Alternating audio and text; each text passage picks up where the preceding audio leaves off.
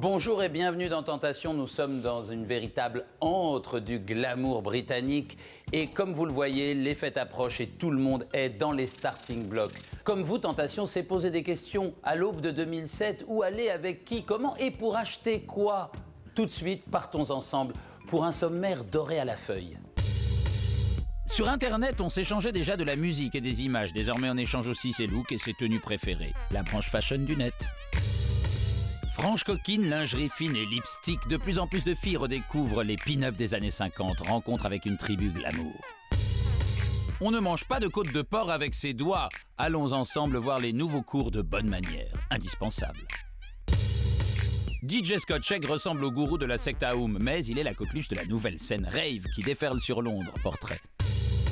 De même qu'il y avait MySpace pour la musique ou YouTube pour la vidéo, les sites d'obsédés de la fashion se multiplient aujourd'hui. De quoi peut-être mettre demain les magazines féminins au rencard?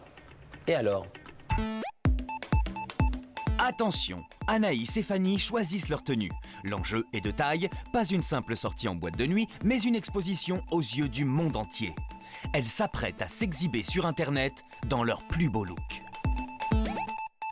Moi, c'est look rock, fashion, plutôt sexy, voilà, doré, noir. Donc moi j'ai là le look ethnique, quand même féminin, des bottes assez originales, plutôt indiennes, donc ça casse quand même la silhouette, tout en restant féminine et originale, c'est ce que j'aime. Sur Internet, on a déjà échangé des idées, de la musique, des films. Maintenant, on échange ses looks. Depuis quelques jours, grâce à un site français, on peut savoir comment s'habille Johanna à Melbourne, Lucie à New York et maintenant Anaïs et Fanny à Paris. C'est un peu en fait le nouveau MySpace de la mode. Une bonne idée inspirée par un nul. Je regardais la télé et je suis tombé sur une interview où il y avait Dominique Farrugia qui présentait sa nouvelle pièce de théâtre. Et il racontait que tous les matins, les filles arrivaient au bureau ou à la pièce de théâtre et elles disaient « Oh, super ce nouveau sac, super ces nouvelles chaussures, ces nouvelles bottes, t'as trouvé ça où ?» Et en fait, il a parlé d'une communauté de « T'as trouvé ça où ?» C'est lui qui a donné le concept, donc merci. Il existe dorénavant une communauté d'internautes qui se prennent en photo et se mettent en ligne histoire de donner des idées à d'autres. Alors, ça j'aime bien, celle-là elle est sympa.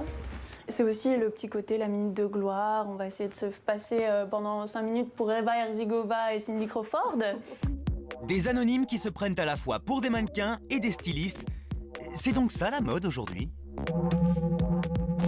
Il y a quelque part un exhibitionniste en chacun de nous. Donc forcément, on affiche sa petite trombine sur Internet, on affiche ses looks. On va être vu tout à coup par des milliers d'internautes. Donc on va toucher du doigt la célébrité. De plus en plus de jeunes femmes racontent leur vie de shopping addict sur Internet.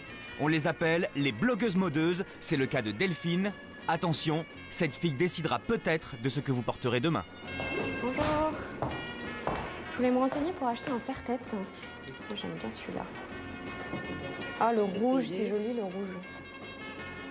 Le serre-tête, c'est très très drôle quand même, parce qu'on m'aurait dit il y a encore quelques années que j'aurais ressorti le serre-tête de ma panoplie, ça m'aurait vraiment fait rire. Il y a quelques années, quand j'étais petite, c'était plus très Marie-Chantal, quoi. Le petit col Claudine, la coupe au carré, et le serre-tête velours rouge ouvert au choix, bien rembourré. Enfin, c'était pas l'accessoire exactement très fashion. Je vais vous prendre le serre-tête rouge, s'il vous plaît. Précis. Vous l'avez paquet cadeau? Non, c'est pour moi. Usage immédiat. Chez elle, Delphine fonce sur son blog. C'est plus fort qu'elle, dès qu'elle s'achète un truc, il faut que le monde entier le sache.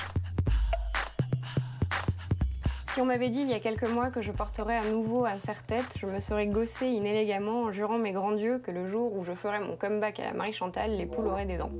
Delphine donne son avis à près de 2500 lecteurs par jour, et ça peut énerver les pros. Quand on est rédactrice de mode, on en connaît vraiment un rayon.